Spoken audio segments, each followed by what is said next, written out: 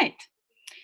So today we're very lucky to have Ingrid Harvold Kvangraven, who holds a PhD in economics from the New School in New York and is today a lecturer in international development at the University of York. She'll be giving a talk on heterodox economics. What is it? Is the label helpful or harmful? And what is all the buzz really about? So I will give the word to you, Ingrid.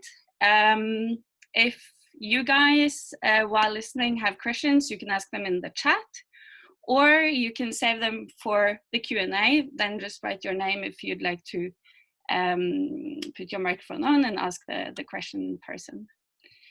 Thank you. Thank you. Thank you so much for having me. Can you hear me well? Yeah, right? Sorry, I can't see you anymore, but. No, we can hear you. Okay, just wanted one quick, now I can only see my slides. Yeah, thank you for having me. I'm very excited to be at this webinar. So I'll be talking about what heterodox economics is and also busting some myths about what people think it is. Yeah, basically the motivation behind this was, first of all, I mean, I always thought heterodox economics was a very positive thing when I first encountered it as a student, and then went on to do a PhD at the New School, which is basically all heterodox. But since then, and I guess towards the end of my PhD, I started noticing that a lot of people don't like the term and don't want to use the term. And this comes from, I think, some misunderstanding of what the term means, and also some disagreement about strategy for how to make more space for heterodox economics. So I often hear heterodox economists themselves say, no, I'm just an economist. I don't want to use the term heterodox. They associate it with like a loser label, marginalization, and they don't like accept that status. But I'll make an argument today about actually, I think we do need to use it in order to challenge the marginalization itself and acknowledge the marginalization. Yeah.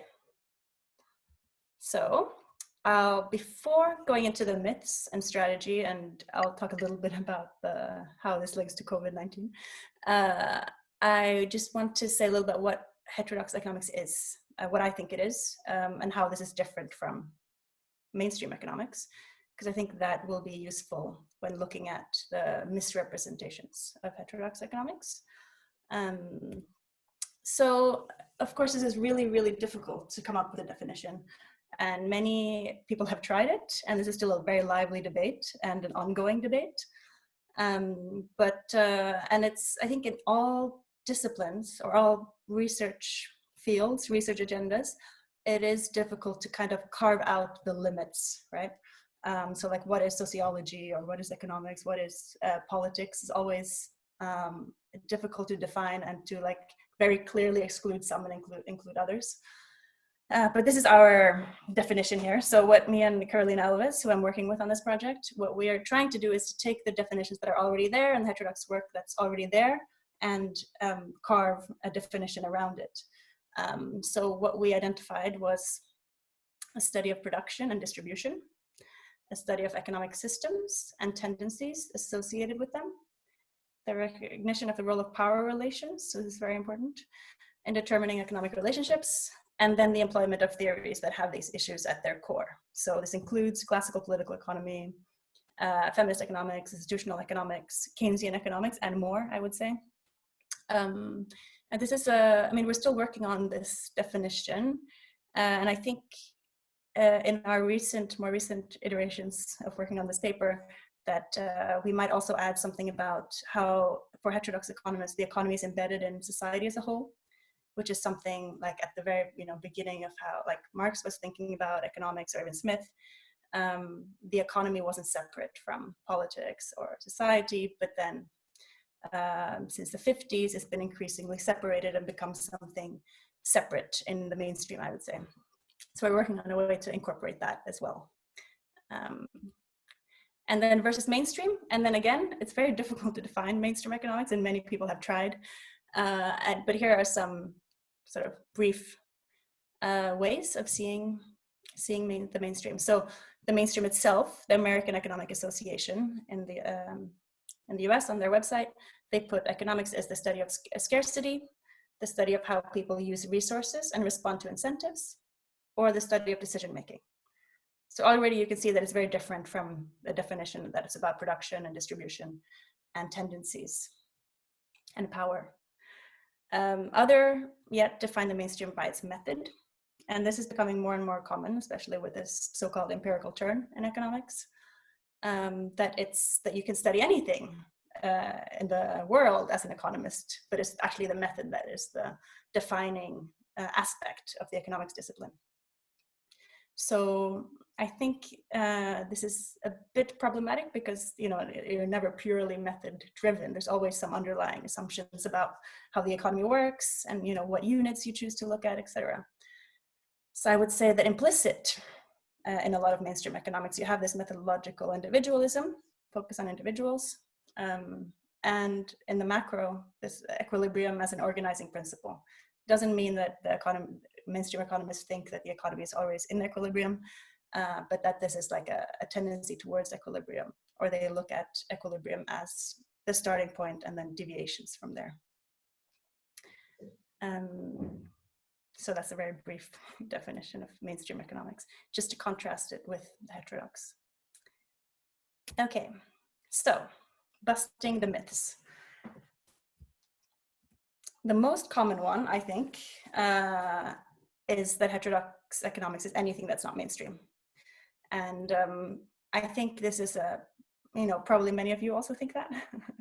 And I think many heterodox economists probably also think that if they don't work on methodology or philosophy of economics. But I think this is very misleading. There are lots of scholars that are thinking about heterodox economics in a positive way, defined by a set of principles that's positive and proactive.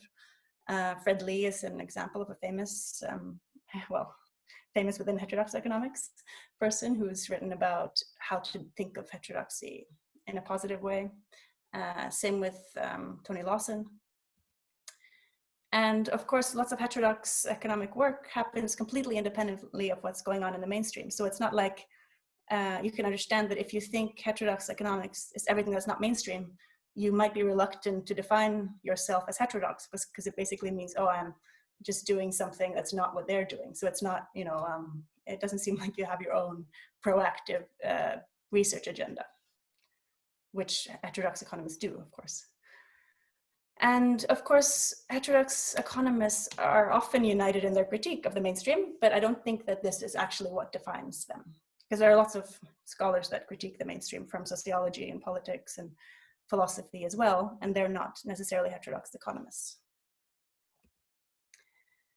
And related to that, not all non-mainstream work on economics is heterodox, I would say. You have people working on economic issues in other disciplines that wouldn't necessarily be classified as heterodox economics. For example, political economy of looking at the state, for example, role of the state. There's lots of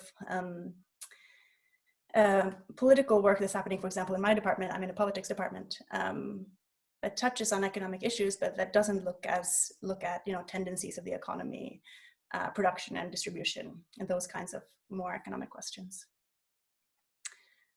So that's myth one. Myth two, it's hip to be heterodox.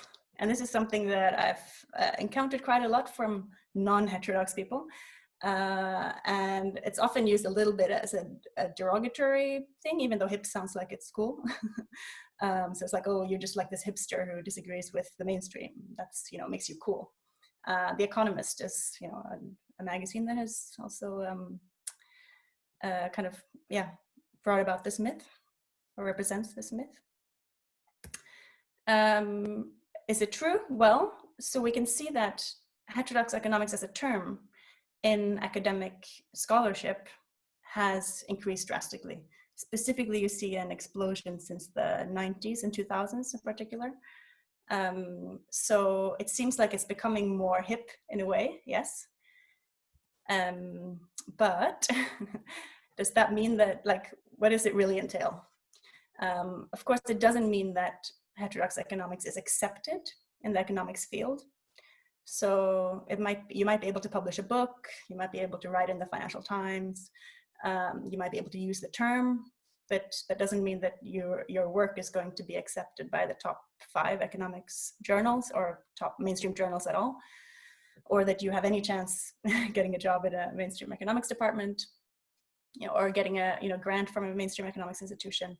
And it doesn't mean that heterodox work would be taught in the curriculum. So I think this idea that it's hip to be heterodox is often mixed or confused with the self-critique within the mainstream. That everyone's critiquing mainstream economics now. Even within the mainstream, you have Romer, Blanchard, a million others that are critiquing the mainstream, and that's like a cool thing. But still, those scholars wouldn't accept post-Keynesian or Marxian or institutionalist or feminist economics as legitimate economic theories, right? So there's a difference there.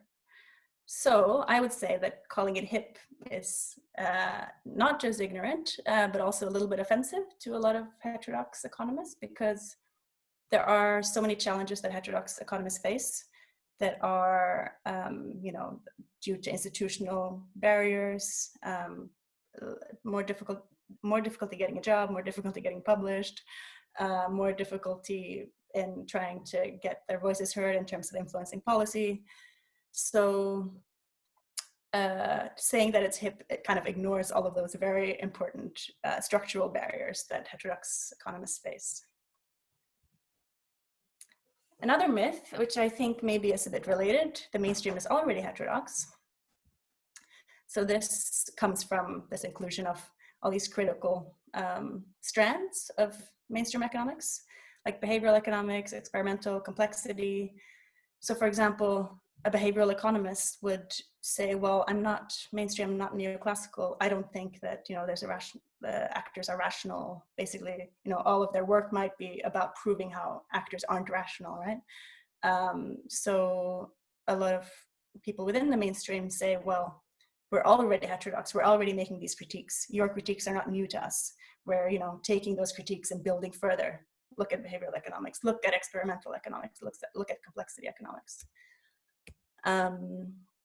But again, I think this is a misunderstanding of what heterodox economics is. It isn't a critique of, old school neoclassical economics.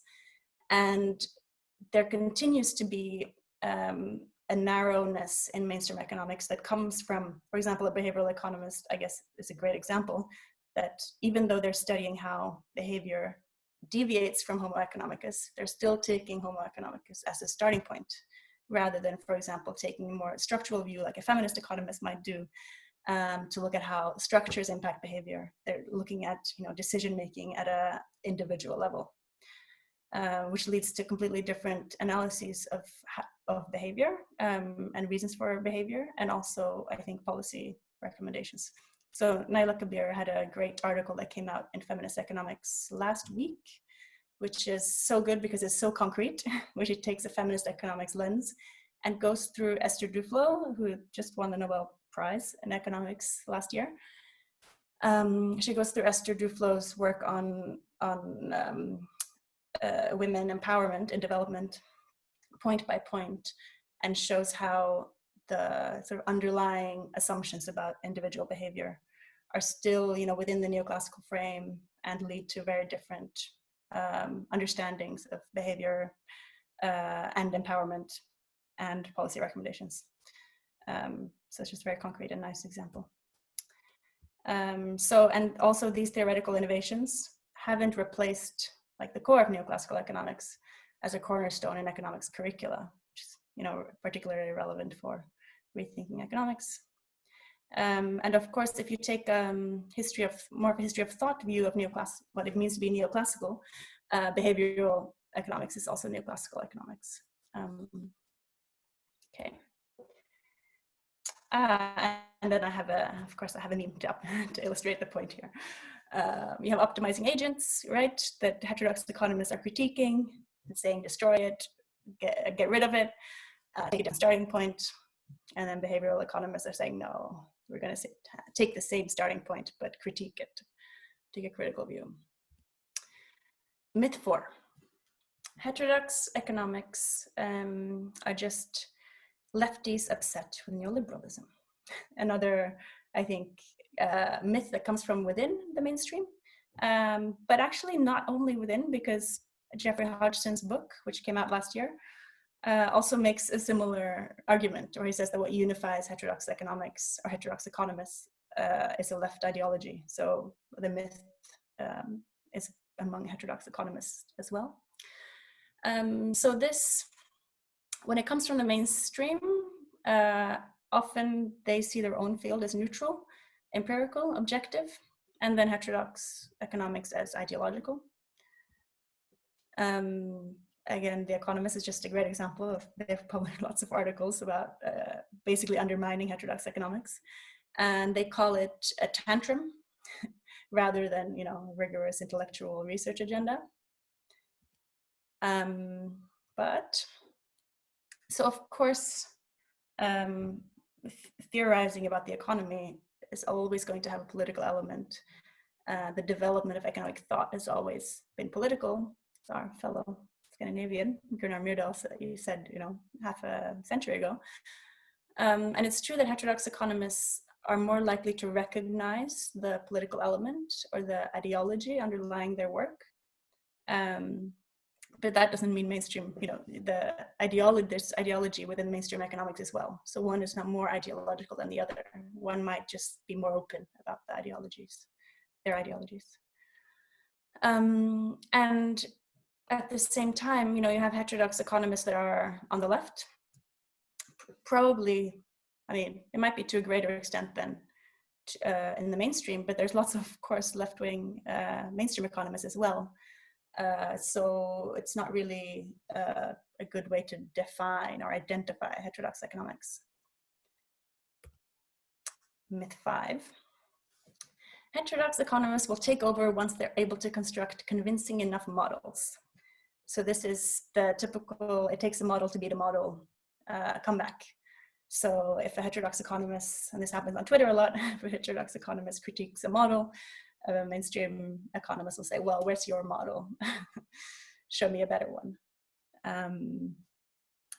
And this, underlying this myth is this idea that heterodox economics isn't rigorous, that if only they could construct rigorous models, then they would take over, which ignores all the models that heterodox models that exist.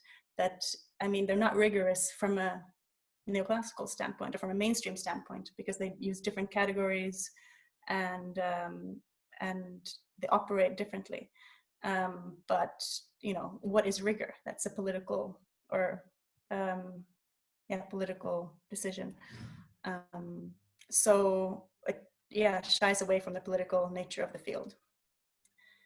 And of course, I guess a part of this myth comes from, or the reason this myth is there is also because heterodox economics was, what I think of heterodox economics was more influential in the past.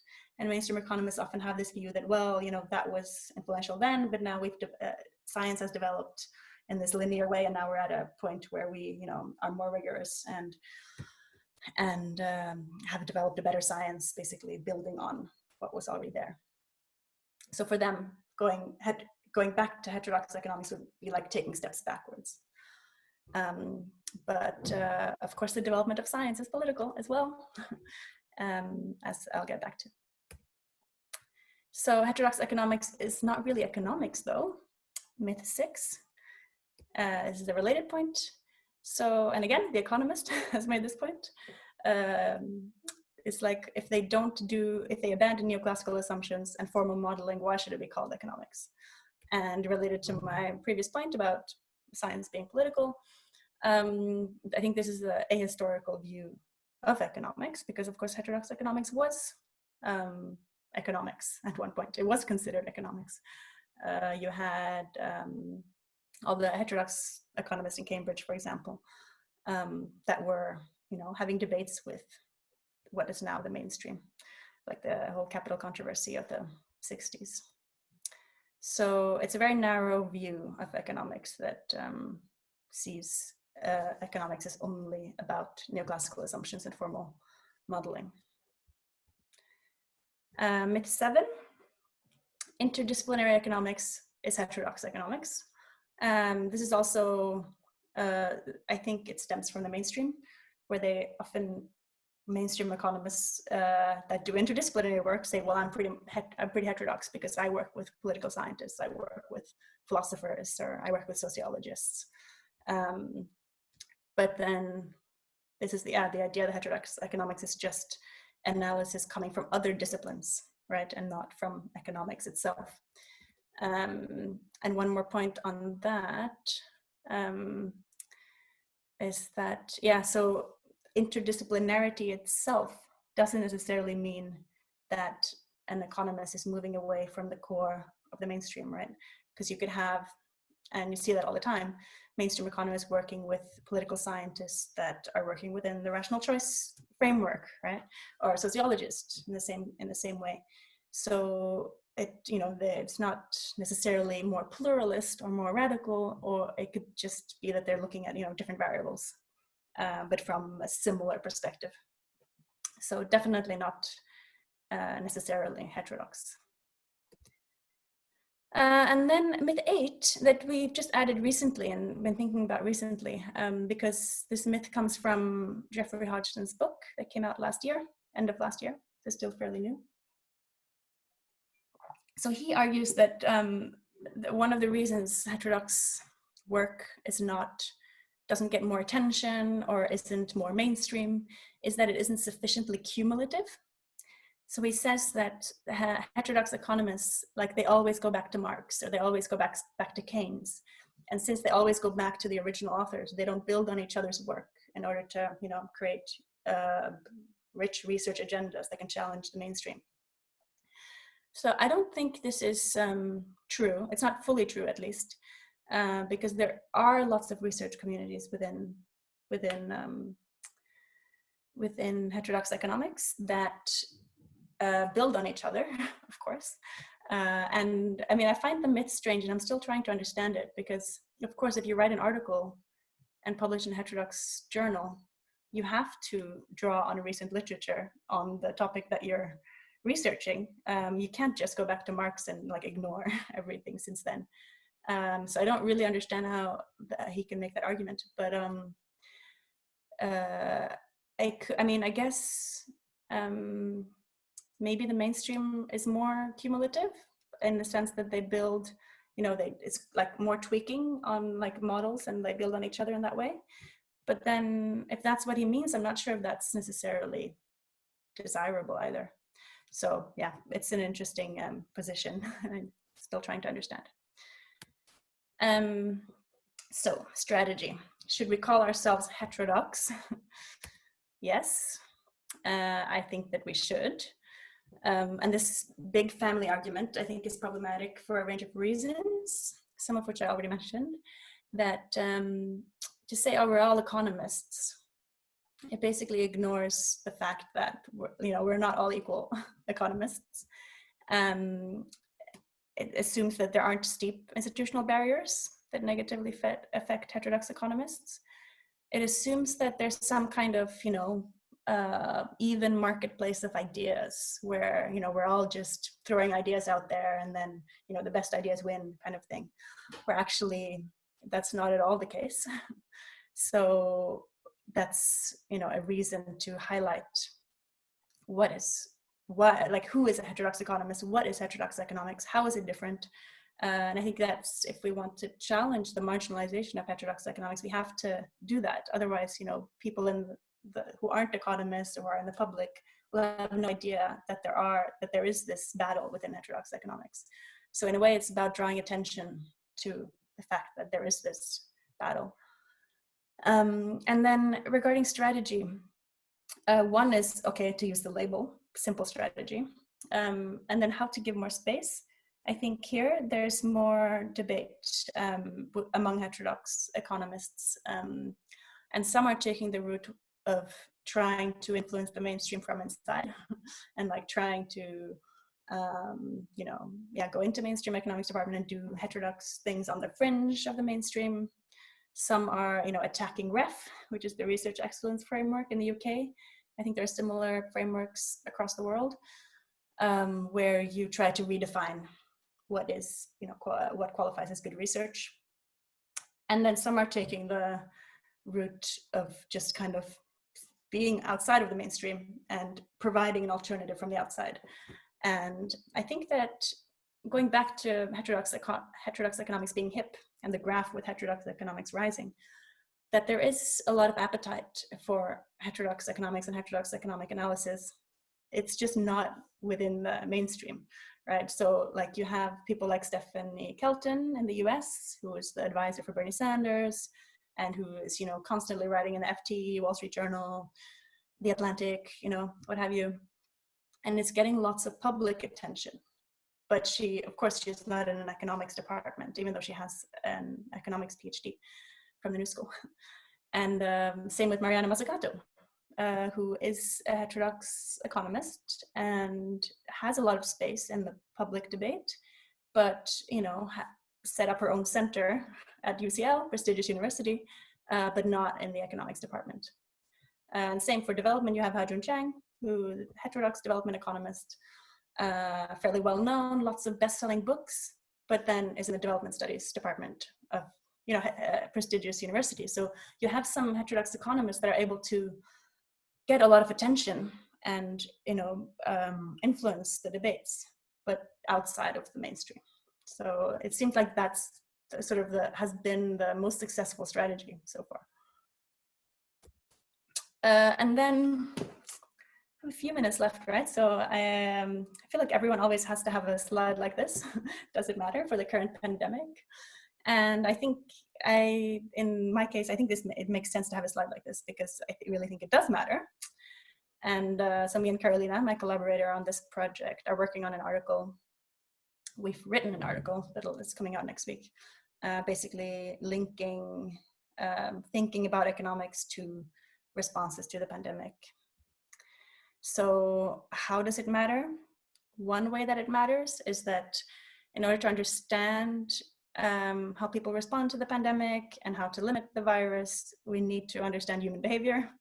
And then that means going beyond this idea of rational optimizing agents and individualized view of how agents respond. And this is, I'm not sure if this relates so much to the response in Norway, but it's very relevant for the response in the UK, where I am, where like the behavioralists were very, very influential in the expert group that was influencing the government. And they were drawing on randomized control trial studies that were showing how people respond to lockdowns. But of course, it wasn't in the context of a pandemic. It was in other contexts. So it's making this assumption that people's responses to lockdown are the same, independent of the context, which has been criticized widely, actually. So hopefully, this can be a discussion that continues even post COVID-19, if there ever will be a post COVID-19. And then also a broader point on how I think in order to understand the pandemic and in order to respond effectively, we need to understand how production and reproduction is embedded in the broader society. This is the point that I made earlier also in relation to the definition that I was presenting, that I think heterodox economics does embed the economy within the society and doesn't see them as separate, whereas the mainstream tends to see it more as separate. And if we do this embeddedness, it helps us understand that the pandemic wasn't an external shock. It's something that has to do with how we produce, how we consume, and that has to be addressed in order to also get out of the crisis and prevent future crises. And there are quite a few scholars working on this kind of understanding, although not so much within economics. So you have Frank Snowden's book, Becoming. But yeah, generally we need to, have this embedded view, not see it as something external. And finally, this evidence-based policy, which is closely linked to, I mean, it's been promoted a lot by economists, and especially microeconomists and the randomistas. It's been a big debate, I know, in the UK and also in Sweden, which also has a strong randomista element, where the expertise is not questioned for being political or ideological. The debates about what to do are, not public. So there's this idea that expertise is somehow objective, which of course it isn't. I think this is really being challenged. In the UK debate, you see that a lot. People are very angry. So this is something that, I guess somehow a positive thing that has come out of the pandemic, that the role of experts is being very, very heavily debated. And of course, mainstream economists have often held this position as kind of objective experts in giving objective opinions that the government can then act upon. And that's it. So thank you very much. And I put some links here. I can share these slides in the Facebook event later. And then there's links to more work on this project. But yeah, looking forward to any questions or comments. Thank you so much. I'm putting a little emoji applause there. And then, wait. All right, so we do have one question from Nils that came through already. So I'm going to read that out. And for the rest of the audience, if you have questions, you can either type them directly in the chat, or you can write your name, and then I'll keep a list, and then you can ask your question or give your feedback to Ingrid. But thank you so much for the great talk, very interesting. Nils here has what he calls a genuine question. He says, isn't studying power structures in the economy actually in the left intellectual tradition? Brackets, feminism, anarchism, etc. Where the right intellectual tradition either doesn't acknowledge or actually likes power structures. So it's not challenging your argument, but he's genuinely interested. I always like genuine questions.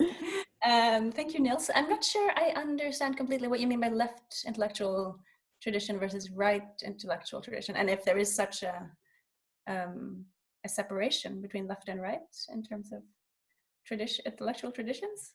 Nils, would you like to comment? Or yeah, Nils, would you like to comment? So I don't know whether my internet holds up, so that's why I typed out the question. Well, it goes to your point about heterodox economists aren't just a bunch of lefties.